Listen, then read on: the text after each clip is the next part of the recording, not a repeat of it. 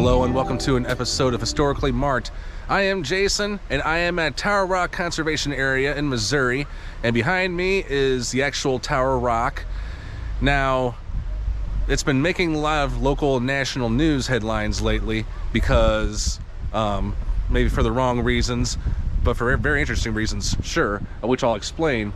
But in order to get here, most of the time you gotta go there by boat. Well, it's in the Mississippi River, but this time around it is accessible by foot. And I'm gonna go down there and I'll go ahead and show you a marker. So here we go. Now, Tower Rock has been given many different names over the decades, or centuries I should say, but it is commonly also known as the Devil's Tower, the Rock of St. Cosme, and Castle Rock. Kind of like the movie studio, but not really. But it is believed to be about 400 million years old. And by the way, in case you're wondering where this is, I mean, obviously this is the Mississippi River and that's Illinois on the other side, but it's about 100 miles south of St. Louis, and I'd say it's about 20 miles north of Cape Girardeau. There are many different roads to get here, and you got to go through Altenburg and a few other small towns to get here from Interstate 55. And a lot of people may wonder, well, why now that you can actually walk to the Tower Rock? Well, many of us know there's been a lot of drought this year. We've had very little rain all throughout the United States, especially in the Midwest. This summer was definitely a hot and dry one. Now, is it impactful? Definitely. It affects all of us in many different ways, which I'll explain later. But it is believed to be a once-in-a-lifetime thing where you can actually walk to it. But in the last, I guess, 10 days or last 7 days, a lot of those parts were dry where you can actually literally walk to it. So I'm going to go ahead and walk that way and check out the historical marker. And as you can see, parking, it's not really limited, but you just got to be here at the right time. Words of advice: do not park on the railroad tracks, because about a few days ago there were a few cars that were destroyed because they were parked too close to the tracks. There are active trains here. So this talks about the Lewis and Clark journey, the Grand Tower. November 26, 1803, there's the most beautiful and commanding view from the summit of the Sugarloaf Point. It commands the top of the Grand Tower about 60 feet and overlooks the low surrounding country. The view of the river above is particularly beautiful. Meriwether Lewis. This is a map. It's faded, but you know, what can you do? Tower Rock is a grand vision. As Lewis and Clark passed through this area 200 years ago, Lewis found the rock so commanding that he wrote about it at length in his journal. They actually climbed to the top of a nearby summit. Lewis was impressed with the bold hills. Many other travelers and explorers before him had noted the landmark, including Marquette in 1673. Tower Rock was and is more than just an impressive monument in the Mississippi River. The island was legendary to navigators.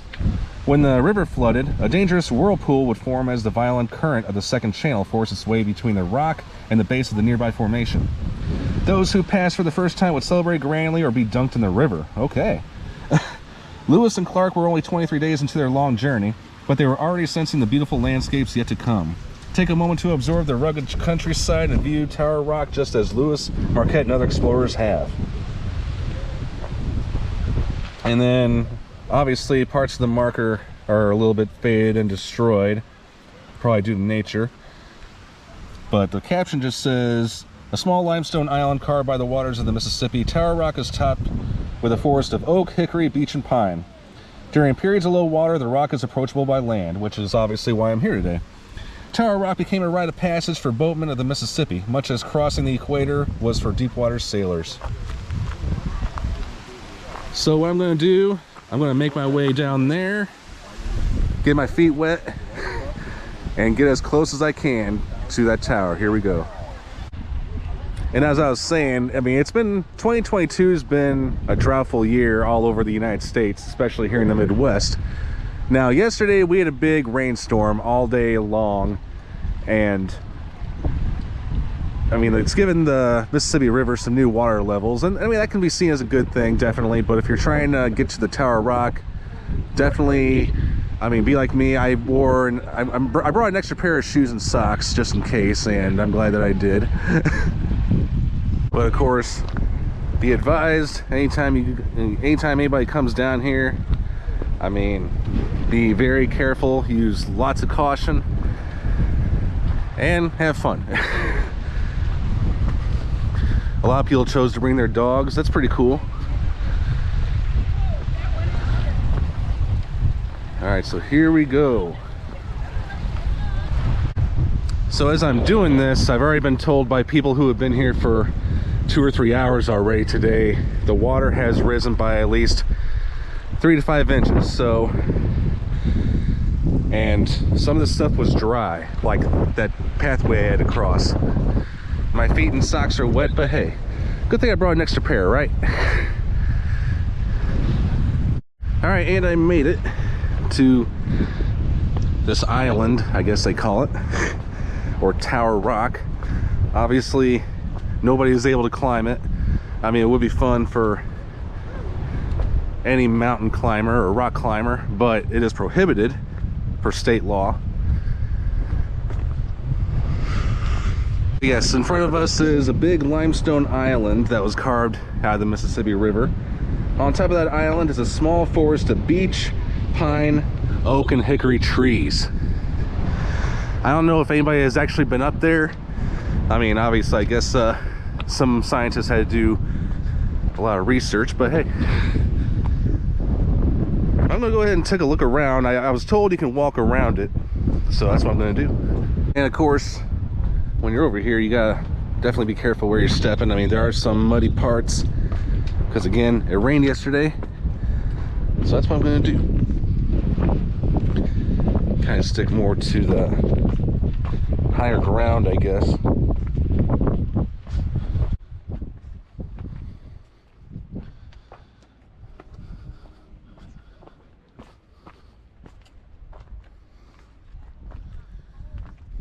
All right.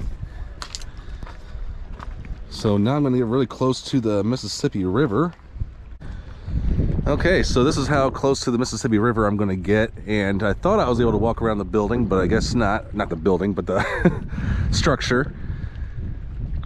But it's cool to enjoy the view. Now, of course, right over there is Illinois. That is Grand Tower. I've actually been over there, and I do have a video in the works about the Lewis and Clark and Illinois Markers Trail. And there is actually one just right where that black fence is. That's going to be part of a compilation series in the future. But Grand Tower has some very interesting history. It is a very small town. At one time it had 4,000 people. The philanthropist Andrew Carnegie, he actually wanted to make that into a steel town or a company town. Like, he even said he wanted to make it a Pittsburgh of the West. And things did not plan well. Now, I hope we can see Devil's Backbone Park, which is just right over there. I'm going to go ahead and make my way to the other side.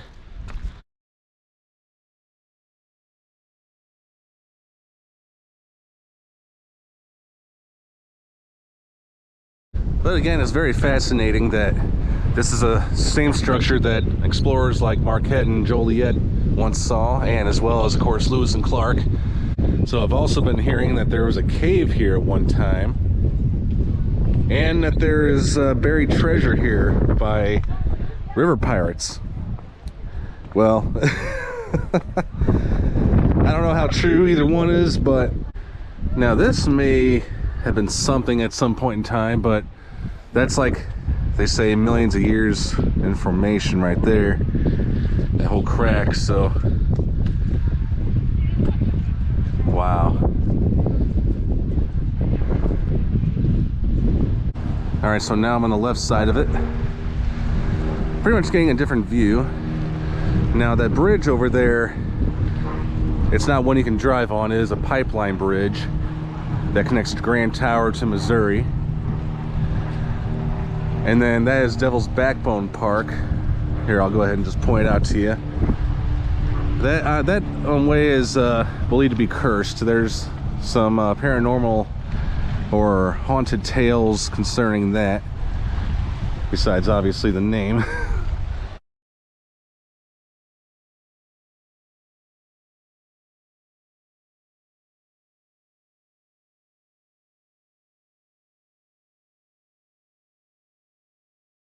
I'm still getting a kick out of the fact that, you know, this is all normally underwater, as evidenced here. And there's lots of wood, like that piece right there. I wonder if scientists have taken the opportunity to record, like, or not scientists, but archaeologists, that's what I meant.